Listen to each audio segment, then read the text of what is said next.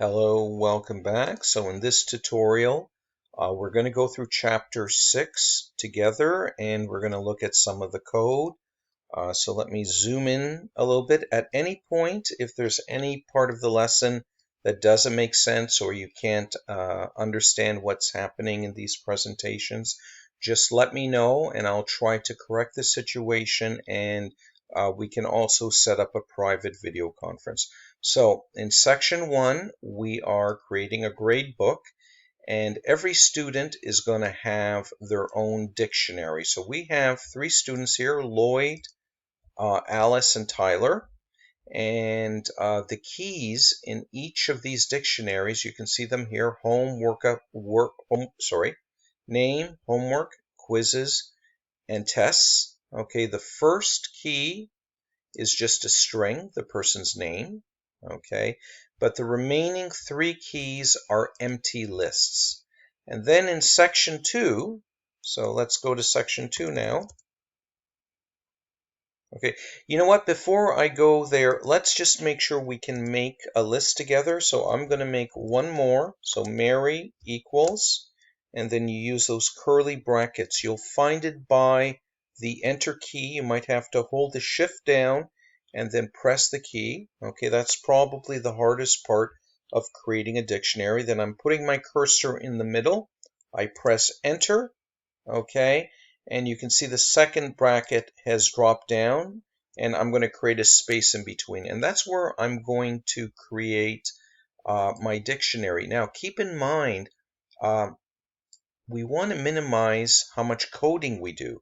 So I'm going to highlight the previous dictionary because it's very similar to this one, and paste it in with Control V, and there it is. Now we have a dictionary for Mary, and we just need to modify the value for the name to Mary.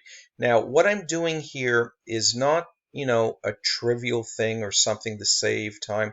This is the essence of a skilled coder. So it's a bit of an oxymoron. That word means a contradiction in terms. The better you are at coding, the less coding you do.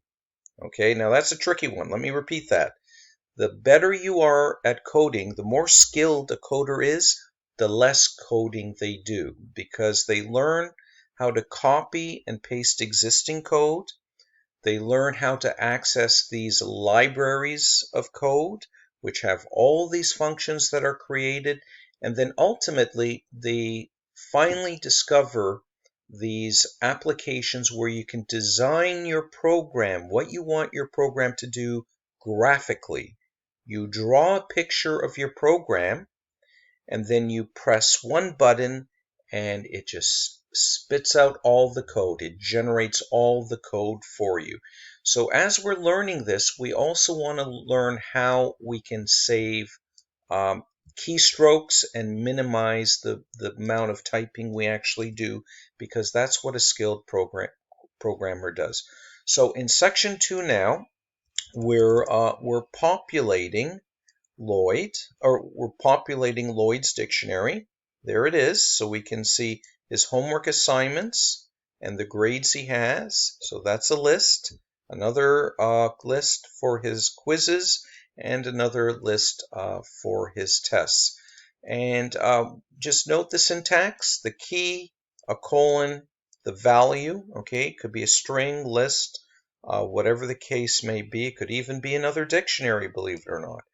The next one is a list, comma, and so on. So that's probably the hardest part of it, is just getting used to the syntax and learning how to save keystrokes. So in section 3, we're creating a list here which references the 3 dictionaries. Okay, so it is a list of dictionaries. Let me repeat that.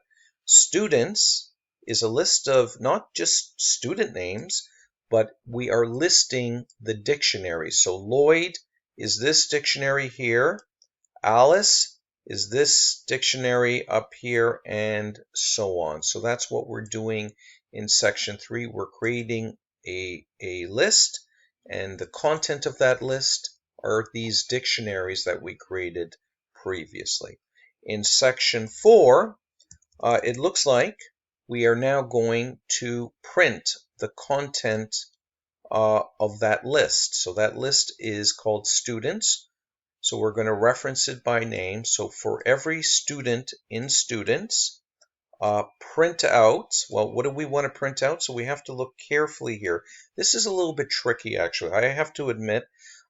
Let's build this up piece by piece. So what I'm going to do here is I'm going to create a little comma on the side because I think this can be difficult even for skilled programmers.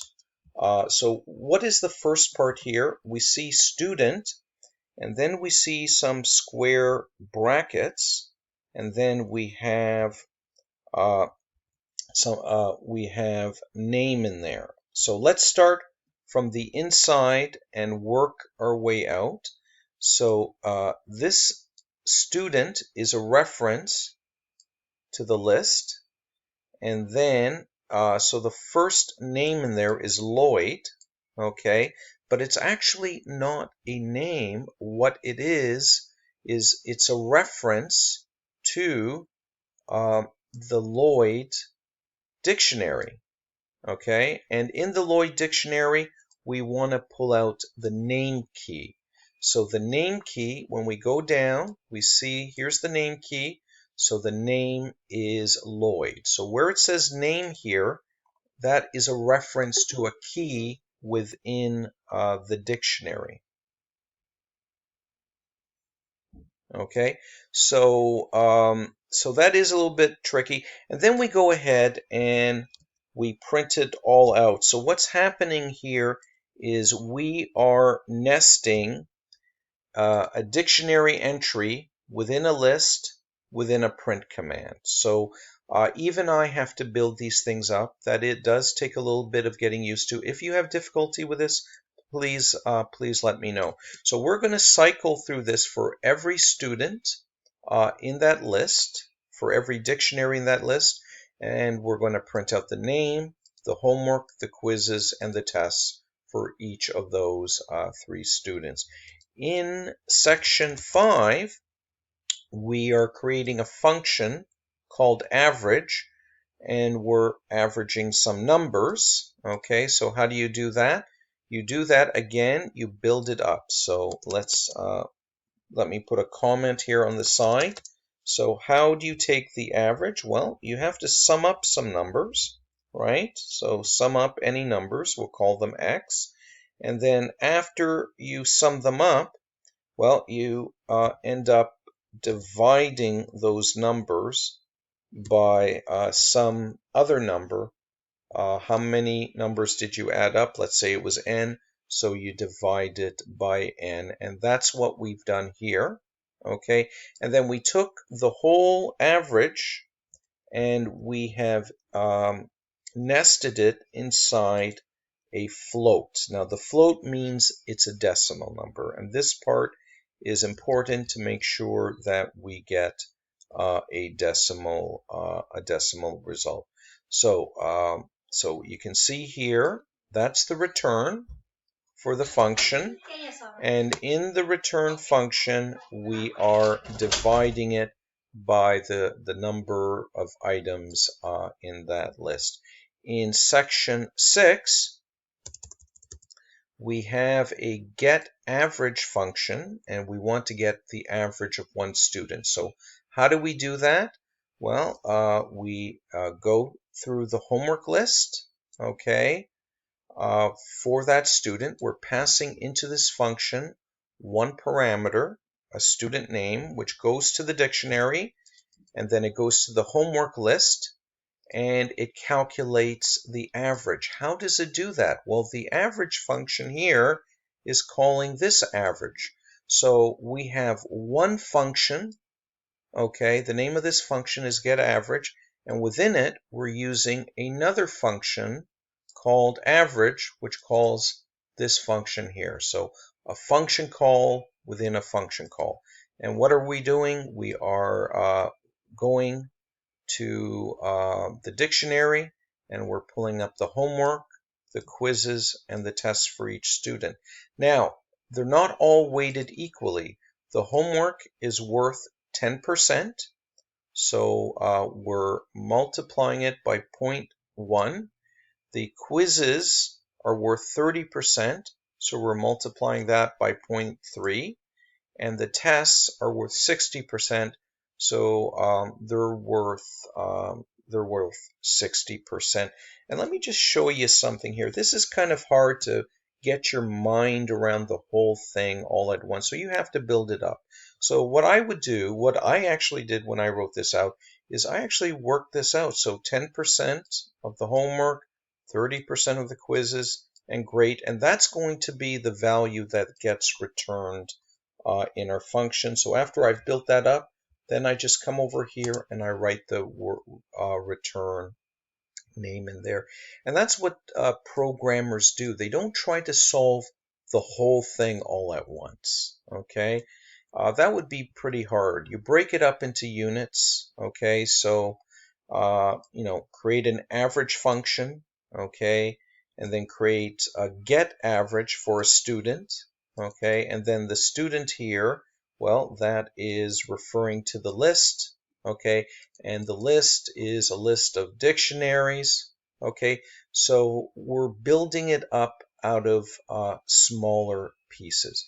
Let's go on to section 7, and I think section 7 is something we're familiar with. So get letter grade. So this function is going to receive as a parameter a number grade like 75% or 95%, and it's going to convert it to a letter grade in the obvious way. And I think we saw this already. So if you get 90% or higher, that's an A. If you get between 80 and 89, that's a B, and so on. Maybe the interesting thing here that I want to highlight to you is we don't just have one return function, one return command in the function. We have multiple returns, okay? So for each case, we have a return, okay? And we're returning the corresponding letter grade or string for each number grade that gets sent in. And then after that, we're using it, okay? So, and the book or the curriculum does it a little bit differently than me. They nest a function within another function nested within print. I like breaking things up. My brain, hurts when I try to think too much. So what are we doing here? I broke it up. So get average. So that is the get average function here. And what am I doing? I'm getting it for Lloyd. So this is going to be referencing Lloyd in the list. And that in turn will go to the dictionary. It calculates the average and it saves it in number grade. And then we print out number grade. Now I think what the curriculum does is it skips that step. Okay, it tries to skip one of those steps. It types out print and then copy and paste that in, and it tries to do it all in one line, and that's perfectly fine. But like I said, my brain hurts when I think too much, so I break it up into multiple lines. And then what are we going to do? Once we have the number grade, we need to convert it to letter grade. So let's remind ourselves again. So we go to the get letter grade function, receives a number, and it returns a letter grade. So how does this work? Get letter grade, it's going to accept a parameter, number grade, this number grade that we worked out previously, and then it prints that on the screen. Now, like I said, you can nest one thing inside another until you go crazy. Let me show you how I do this. I'm going to do a cut and paste that in here, paste, and then I'm going to take all of this. Okay, that's the letter grade. I'm going to cut that out and put that in there, paste, and there you go. If you have a super duper brain, there it is in one line. I don't, so I'm going to return it to the way it is because I have a small, weak little brain. In section 8, okay, and we're going to continue in the next video. to look at sections 8 and 9.